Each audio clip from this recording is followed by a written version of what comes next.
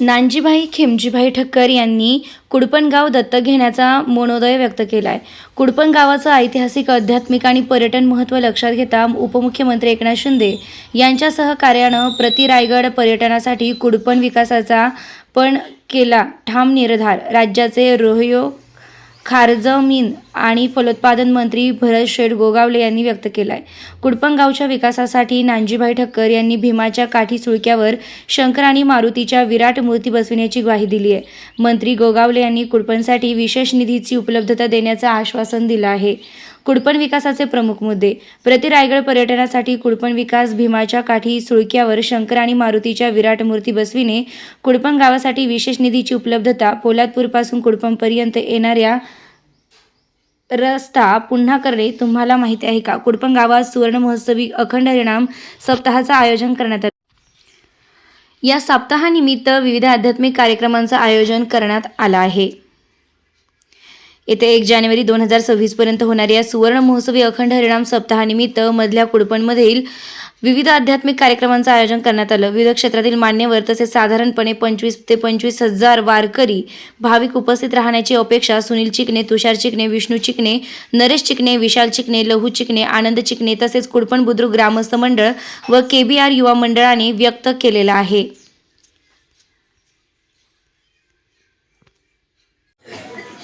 2009च्या नंतर हळूहळू जवळजवळ या महाराष्ट्र राज्याचे माजी मुख्यमंत्री आणि आताचे उपमुख्यमंत्री एकनाथजी शिंदे साहेब यांच्या मुख्यमंत्री काळामध्ये खऱ्या अर्थाने कुडपणच्या अंतर्गत विकासाला सुरुवात झाली. त्यामध्ये आत्ताच आम्ही आजच्या ह्या जे आपण काही कामाचं भूमिपूजन केलं, उद्घाटन केलं. कुडपण ते महाबळेश्वर असा उमटे मार्गे महाबळेश्वर असा रस्ता, या रस्त्याला 5 कोटी रुपयाचा निधी सरकारकडून प्राप्त करून दिला. त्याचं 3 किलोमीटरच्या टप्प्याचं आज उद्घाटन झालं. ज्या प्रांगणामध्ये देवीच्या कळकाई मातेच्या देवीच्या प्रांगणामध्ये आपण हरिनाम सप्ताह करतोय, पर्यटन विकास निधी अंतर्गत 18 लाख रुपयाचा सभागृह या ठिकाणी दिला. आताच मागाशी प्रस्ताविकामध्ये म्हटलं की कुडपण हे रायगड अशी याला येणाऱ्या काळामध्ये उपमा द्यायची, तशा प्रकारे याला बनवायचं आहे अशी संकल्पना इथल्या ग्रामस्थांची आहे, नव्हे तर आपल्या सगळ्यांची आहे. म्हणून छत्रपती शिवरायांचा जो रायगडला होळीच्या मालावरती असताना जो समाधी, तिन्ही कुडपण मी पाहिली आणि मग माझ्या लक्षात आलं की नारळ फोडून काही होत नाही, रक्तात झाला पाहिजे.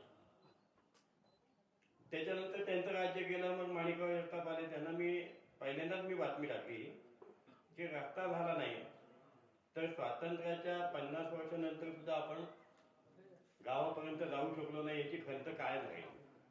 मग त्यांनी पण त्या मनावर घेतलं आणि त्यांनी मला वाटतं इथपर्यंत म्हणजे एकदा आमसभा झाल्यानंतर आम्ही इथं नारळ फोडला होता. आता इथं पूल बांधलाय ना इथे समोर, तिथे नारळ फोडला होता. म्हणजे विकासाची कामं जर करायची झाली तर पहिलं पत्रकाराची नजर त्याच्या गावावर असावी लागते. पत्रकारांनी जर त्याच्या बातम्या गैरसोयीच्या मांडल्या तर मग जनतेला एक भूमिका येते की इथे काहीतरी व्हायला पाहिजे. मग ती जनता आपापल्या नेत्याकडे पाठपुरावा करते. नेत्याला जर वाटलं की नाही या जनतेचं ऐकलं पाहिजे, त्यांचं दुःख सोडवलं पाहिजे, तर नेता देखील विकास कामं करतो. या कुडपणला पत्रकारिता आणि राजकारणाचं एक असं पार्श्वभूमी आहे असं मी मानतो. त्याच्या माध्यमातून हे कुडपण चांगल्या पद्धतीने डेव्हलप होत आहे. आता आज मला आता समजलं नानजीभाई खेमजीभाई ठक्कर उर्फ ठाणावाला हे इथं आले आणि त्यांनी हे कुडपण गाव दत्तक घेतलं. मिनी महाबळेश्वर म्हटलं जाणाऱ्या ह्या कुडपण गावचा विकास व्हावा हे गेले जवळजवळ 22 वर्ष मी पेपरमध्ये मांडतोय. पण मला खात्री आहे की राजकीय इच्छाशक्तीपेक्षा जास्त जर सामाजिक क्षेत्रातल्या व्यक्तींनी ते इथे लक्ष घातलं तर मोठ्या प्रमाणात विकास घडू शकतो. आज नानजीभाईच्या माध्यमातून जे काही इथे तुम्हाला आश्वासन दिलं जाईल, गेलेलं असेल आश्वासन दिलेलं, ते पूर्ण होईल याची मला पण खात्री आहे. कारण मी त्या माणसाला चांगला ओळखतो. मी कधी कधी 64 वर्षामध्ये गेलो, कधी 66 वर्षामध्ये गेलो, की ते 66च्या वर्ष दीप वाढायचं आहे. किती असतो, कारण मला पण मजा येतो. आणि भागवत मध्ये मरण घ्या, मात्र ऐकून कपडे झाकून उठू जाऊ नका. भागवत करणारा स्वतः वाचत नाही असंच बोलत असतो. त्याच्यामध्ये शक्ती आहे, ताकद आहे. म्हणून संताला वंदन, जे सात्विक संत देती घेती